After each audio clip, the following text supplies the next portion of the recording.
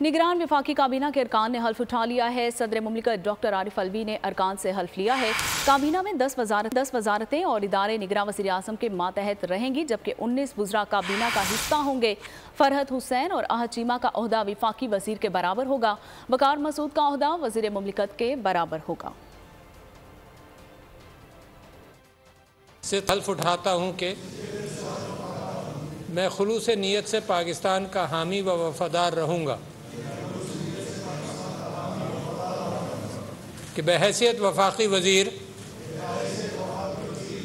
मैं अपने फ़राइज़ व कारहाय मनसबी, ईमानदारी, अपनी इंतहाई सलाहियत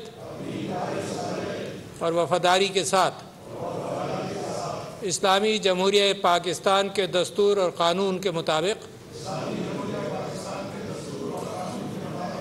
और हमेशा पाकिस्तान की खुद मुख्तारी,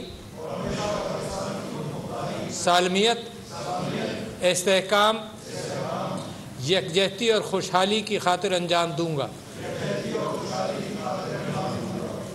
अल्लाह ताला मेरी मदद और रहनुमाई फरमाए। आमीन। अगर आपको ये वीडियो पसंद आई है तो हमारे चैनल को सब्सक्राइब कीजिए और बेल आइकन को प्रेस कीजिए। आप लोग इस मुल्क पाकिस्तान में आजाद हैं। सहाफती उसूलों पर कारबंद बोल न्यूज ने रखी रिवायत बरकरार। बोल न्यूज की जानिब से देखने वालों को यौम आज़ादी की बेहद मुबारकबाद। मुल्क भर से जश्न आज़ादी की तकरीबात बोल ने दिखाई अपनी स्क्रीन पर।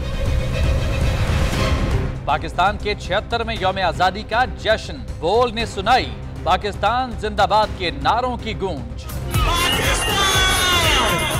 बोल की सबसे बड़ी ट्रांसमिशन में पाकिस्तान का नाम रोशन करने वालों ने दिए कौम को पैगामात। बेपनाह मुश्किलात का सामना करके इस मुल्क को हासिल किया। आज़ाद कौमों को बहुत सी कुर्बानियाँ देनी पड़ती हैं। 76 वालियों में आज़ादी का दिन जोश खरोश के साथ मना रहे हैं, क्योंकि जिंदाबाद पाकिस्तान ये है बोल की पहचान।